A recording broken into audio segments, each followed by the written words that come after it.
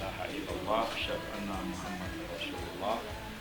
Allahumma shalli ala Muhammad wa ala Muhammad wa ala alihi wasbihi amma ba'du. Alhamdulillah saudara, kita terus mohon pada Allah melimpahkan kasih sayangnya, rahmat dan rahmatnya kepada kita, dan mudah-mudahan juga Allah tetap memberikan hidayah iman kepada diri kita dan kaum keluarga kita, kepada seluruh kaum muslimin, agar terjaga hidayahnya, dan kita senantiasa mohon agar perjalanan kehidupan kita ini selalu berada di dalam ridhonya, ya, dan menjadikan Rasulullah sebagai uswah, sebagai iktiba di dalam kehidupan kita ini. Jadi perjalanan kehidupan kita sesuai dengan waktu, ya, sesuai dengan tingkat ketaatan dan kepatuhan kita melaksanakan apa yang diperingatkan oleh Allah melalui wahyunya, dengan keteladanan para nabi-nabinya, para rasul, para aulia, para orang-orang yang terus-menerus bergelimang di dalam gerakan-gerakan dakwah. Nah, tentu kita semua juga sebagai kaum muslimin itu adalah insan dakwah. Kita semua berkewajiban untuk menyebarluaskan, menyampaikan, ya, Islam itu kepada siapapun, teman, saudara, kerabat kita, untuk saling ingat mengingatkan. Tetapi sudah tentu kita mengingatkan itu, ya, menyampaikan itu walaupun hanya dengan satu ayat, kita harus menyadari bahwa setiap yang kita sampaikan itu setiap kalimat yang kita sampaikan itu semuanya akan dipertanggungjawabkan, ya, sebagai individu, ya, pribadi, ya, mungkin sebagai orang tua, sebagai orang yang sedang mendapat amanah di dalam kekuasaan. Berkata-kata itu bukan hilang begitu saja, karena berkata-kata itu direkam, ya, direkam oleh semua yang ada di sekitar kita. Mereka menjadi saksi, dan juga dicatat oleh yang selalu bersama-sama dengan kita, yaitu malaikat-malaikat Allah yang kita kenal namanya Raqib dan Atid. Nah, oleh karena itu, saudara-saudara sekalian, saya selalu mengingatkan diri saya dengan membaca Al-Quran, terutama surat An-Nur, ya, surat 24 ayat 24. Yauma tashhadu alaihim alsinatuhum wa aydihim wa arjuluhum bima kanu yaksibun. Nah, apa ini kalimatnya ini? Kalimatnya itu adalah bahwa pada suatu saat, ya, pada suatu waktu, Allah itu akan mempersaksikan apa yang kita ucapkan. Jadi artinya, ketika kita berkata-kata, maka ada waktunya Allah akan membuka kata-kata, kalimat-kalimat yang kita sampaikan dalam kehidupan. Nah, oleh karena itu, al-sinnah itu yang paling memegang peranan dalam berkata-kata itu lidah. Jadi lidah ini itu, kalau ada kisah zaman Harun al-Rasyid dengan Abu Nawas, ya kan? Karena Harun al-Rasyid itu selalu kalah dia dengan Abu Nuwas. Kalau kita namanya Abu Nawas. Jadi Harun al-Rasyid satu ketika dia mengundang tamu-tamu luar biasa ke istananya di Baghdad, dan dia sampaikan kepada Abu Nuwas, tolong persiapkan masakan yang paling enak, sehingga semua orang berkomentar bahwa masakan itu memang enak. Nah, kemudian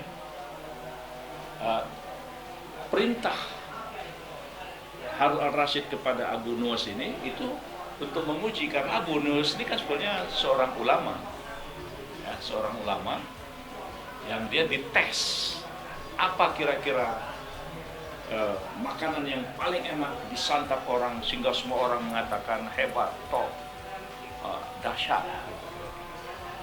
Nah, rupanya Abu Nuwas ini, ya, dia jumpai chef tukang masak di istana.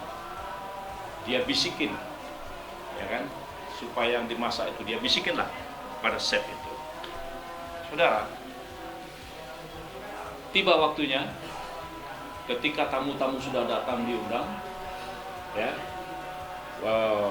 Harun al-Rashid itu ingin sebetulnya menguji masakan yang paling enak yang dia suruh kepada Abu Nuwas ini.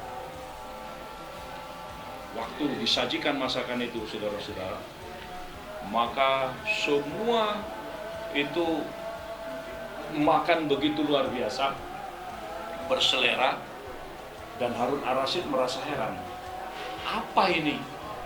Ya, kok begitu diminati, begitu gemar orang memakan santapan pada waktu itu. Ya kan? Abu Nuwas senyum-senyum saja. Ya, Abu Nuwas senyum-senyum saja. Ya kan? Nah, dan begitu selesai makan, maka semua memuji-muji, ya, mengucapkan terima kasih kepada kepada Harun al-Rashid sebagai pemimpin saat itu, ya, kita sebutlah kepada khalifah pada waktu itu. Saudara, karena semua memuji-muji, ya kan, kemudian akhirnya Harun al-Rashid bertanya kepada Abu Nuwas, apa sebenarnya yang kau sajikan tadi, ya, sehingga semua orang memuji-muji dan merasa nikmat itu. Kemudian apa kata Abu Nuwas? Itu lidah. Kaget Harun al-Rashid, oh ternyata itu gulai lidah. Nah, jadi ternyata saudara-saudara sekalian, lidah itu demikian rupa dalam kita berkata-kata. Nah, oleh karena itu maka saudara-saudara sekalian, ya, kita perlu belajar, ya, belajar dari hikmah, ya, kalam hikmah, ya, yang dimiliki oleh para orang-orang terdahulu, ya, bahwa lidah ini itu bisa membuat orang terbuai. Lidah itu bisa membuat orang diyakinkan, ya, dan lidah itu bisa mempengaruhi orang. Lidah itu bisa membuat orang tak berdaya, ya, begitu dahsyat lidah itu. Maka yauma tashhadu alaihim alsinatu. Jadi, tapi kita harus ingat, ada waktunya apa yang kita omongin itu ada pertanggungjawaban. Nah, sahabat Rasulullah Ali bin Abi Thalib itu pernah membuat kalam hikmah bahwa lidah orang yang berakal, ya, itu selalu dikontrol, diawasi oleh batinnya, oleh hatinya. Jadi lidah orang yang berakal itu hatinya akan mengawal, sehingga antara apa yang diucapkan, apa yang dikatakan, hatinya betul-betul ikut mengawal. Jadi orang yang berakal, ya, itu lidahnya itu akan senantiasa dikawal oleh hatinya. Apakah yang dia katakan itu yang sebenarnya? Apakah yang dikatakan itu betul-betul tulus, apakah yang dia katakan itu benar-benar sesuatu yang hak, ya. Karena kita kan sering mengatakan kulil hak walau kana murad, katakanlah ya yang benar itu walaupun pahit, pahit mengucapkannya, ya, dan juga pahit resikonya. Nah, jadi oleh karena itu saudara, ini memang ya saya terhadap ayat ini itu selalu istighfar, ya, selalu mohon ampun kepada Allah, ya, karena kita tidak bisa menghitung berapa banyak kata dan kalimat yang sudah kita ucapkan, ya. Oleh karena maka dengan demikian maka lidah ini, ya, harus diikuti oleh hati. Makanya lidah orang yang berakal berada di belakang hatinya, dan hati orang bodoh, dan hati orang bodoh berada di belakang lidahnya.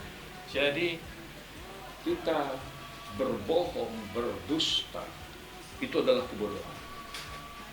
Ya, jadi berdusta, berbohong, itu adalah kebodohan. Nah, ini berbahaya, ya, ini berbahaya. Jadi betapa banyak kehidupan konflik, ya, pertentangan yang seharusnya tidak terjadi, itu hanya gara-gara, ya, kejahilan, ya, karena kebodohan.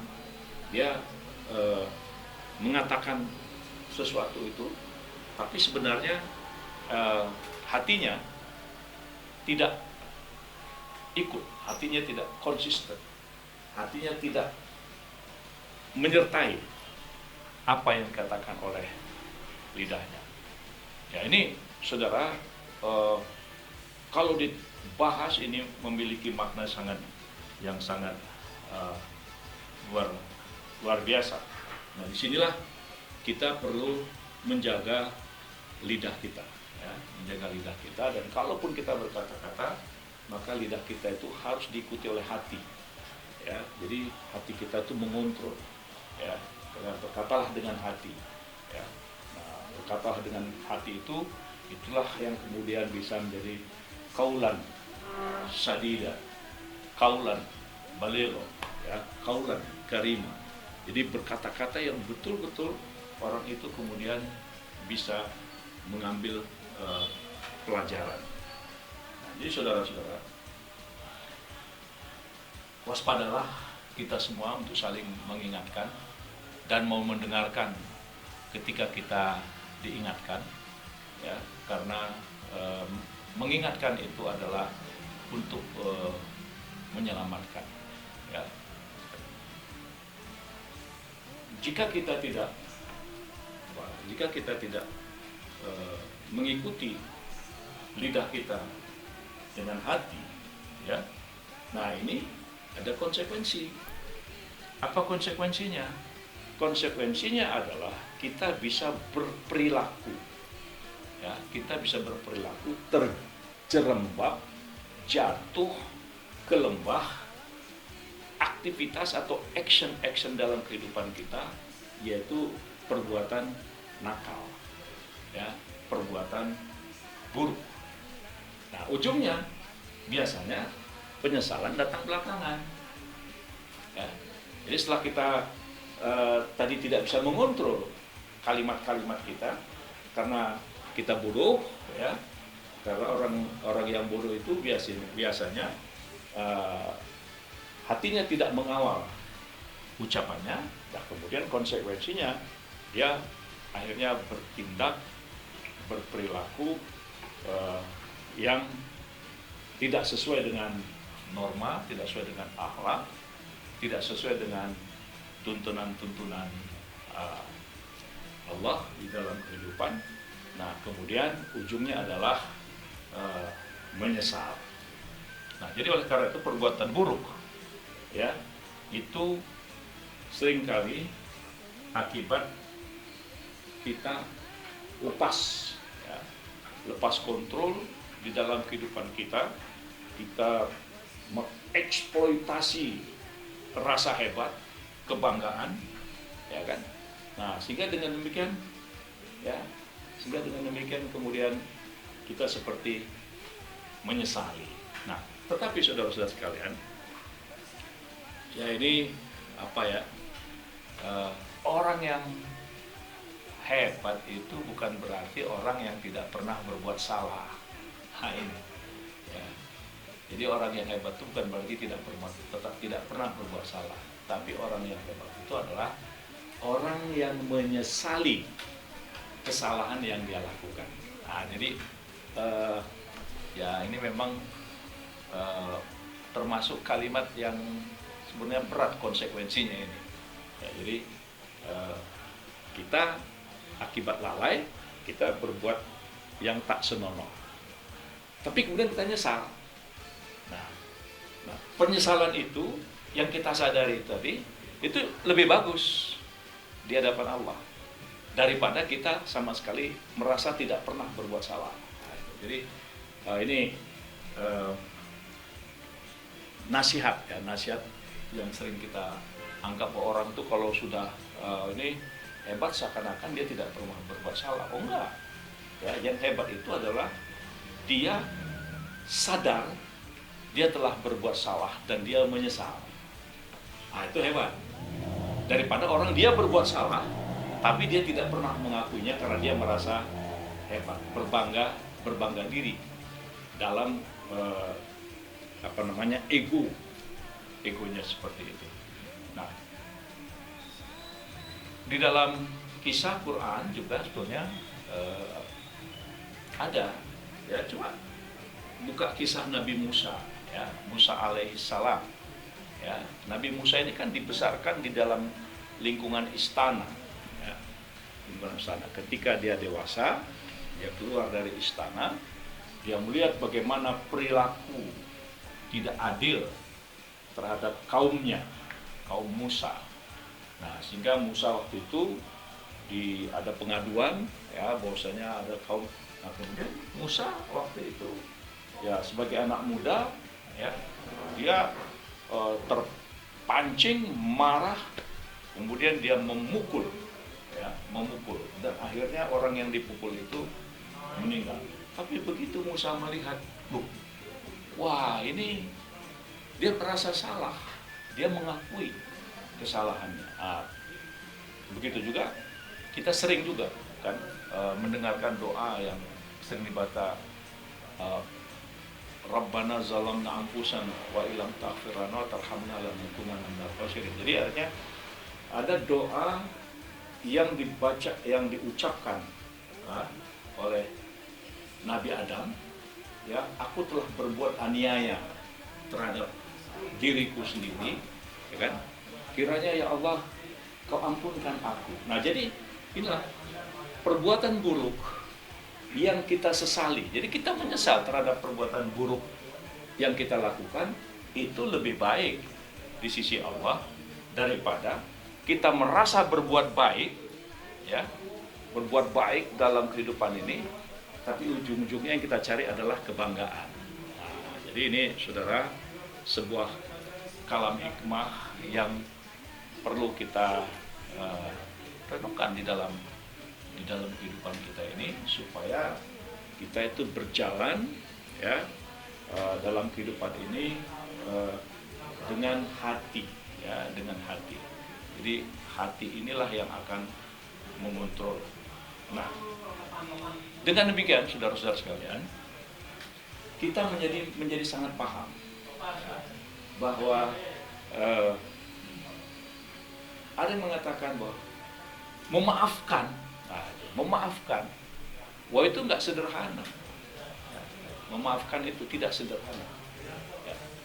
Bagaimana misalnya orang sudah sedemikian rupa, tapi kemudian, ya, ada beberapa peristiwa lah yang kita lihat di Amerika, ada keluarga yang ditembak dengan tidak sengaja, tapi kemudian dia kan kehilangan anak, tapi kemudian keluarga itu karena dia Muslim, dia bilang kami memaafkan. Wah, itu saudara, saya kira sebuah contoh yang tidak gampang dalam hidup ini. Jadi dalam bahasanya tidak ada kekayaan yang lebih utama. Ya. Ya. Jadi kenapa orang itu mau memaafkan? Ya, coba Bayangkan dia anaknya sudah terbunuh, ya, ditembak, ya. Tapi kemudian dia menyadari kalau itu diproses itu anak juga berpuluh-puluh tahun dalam penjara, ya kan? Sementara anaknya yang sudah meninggal itu tidak mungkin balik lagi.